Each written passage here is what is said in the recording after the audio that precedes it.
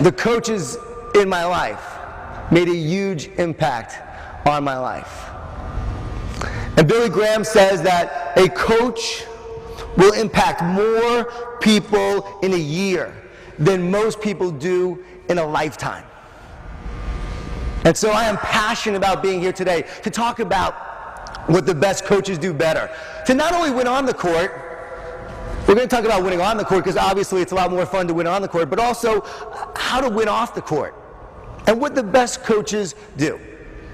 And the first thing that they do better than everyone else. The best coaches are always striving to get better. Kevin talked about that a little bit. But they never think they've arrived at the door of greatness. Because the minute they think they've arrived, it gets slammed in their face. They know that past success does not determine future success. They know that every day they have to keep working, keep focusing, keep improving, keep innovating, keep getting better. So every day they're always striving to get better. They're never happy where they are. They're humble and hungry. Humble, learning, growing, improving. Hungry with a passion and desire and knowledge to continue to get better every day. I was at a leadership conference in Dallas speaking, and huge crowd, a few thousand people. I look over and right to the front row, and I couldn't believe it. There's Zig Ziglar. You know Zig Ziglar? Inspirational speaker, a legend in the motivational world, influenced many coaches of the last couple of generations. Couldn't believe it. I ran over to Zig. I said, Zig, one of the big goals of my life was to meet you. He said, you need to have bigger goals. Still sharp after all these years, and while I'm speaking, I look over and Zig is taking notes. It wasn't because I was up there. Anybody could have been up there and he would have been taking notes. It was the fact that at 82 years old, 82, he's a lifelong learner, still learning, still growing, still improving, still striving to get better. And the best of the best are always striving to get better. And I know that you're the best. Why? Because you're here. You know, there's a lot of things you could have been doing with your time, but you're here. You could have been touring the monuments and the memorials in D.C. You could have been there. You could have stayed home and just watched the Kardashians. Come on, guys. When I watch the Kardashians, I feel better about my own family. But you wouldn't be investing in yourself if you did that. But you came here to invest in you, to improve, and to get better.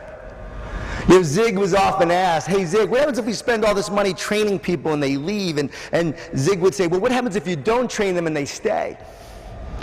And I think it's important that we ask ourselves that too. What happens if we stayed with who we are 10 years from now, and we didn't improve, and we didn't get better? What would that look like? What happens if we had to stay with ourselves, and we did not get better? Would we want to be coached by ourselves? Would you want to be coached by you? If you didn't improve, if you didn't get better. And here's what I know. Having worked with a lot of teams, I know that teams don't just improve. What I know is that coaches improve, we improve, leaders improve, and then we improve the teams. And that is how we grow together. We get better and our teams grow and our teams improve. So how do we get better? Two things. Two simple things. Kevin talked a lot about it with a small mouth, big ears, but I actually think you have to have a big mouth to ask the questions.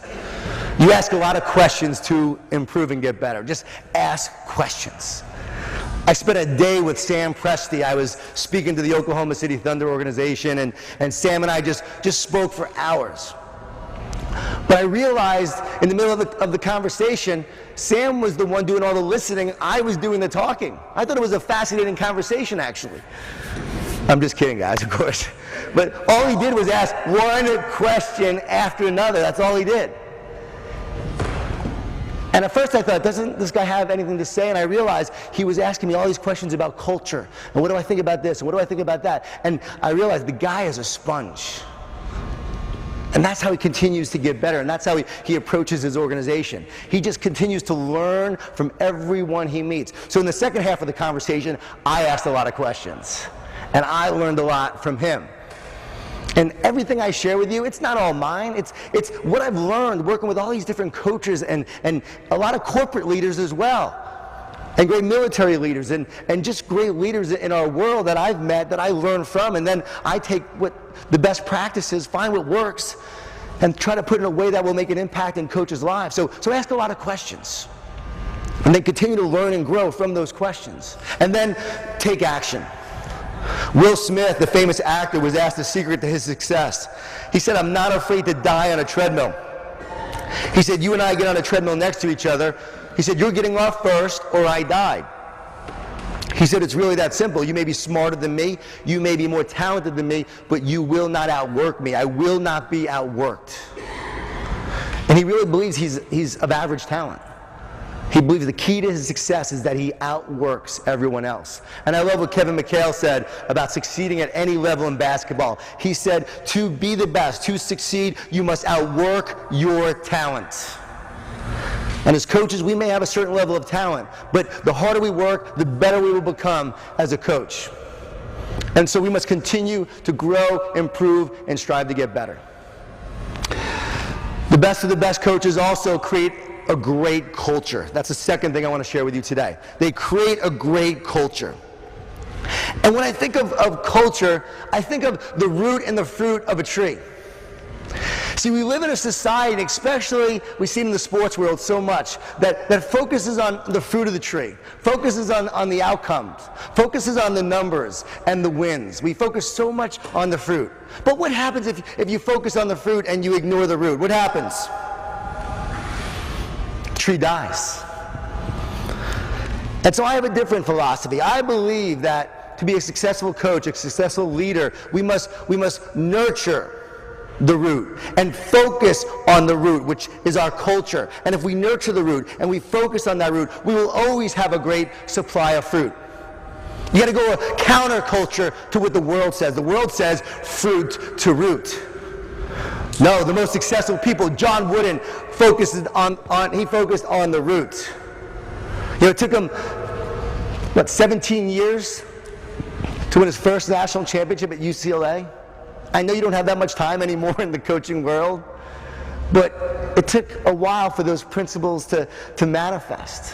But then we saw the fruit of all that knowledge, all that wisdom, all that experience, and those principles, that culture.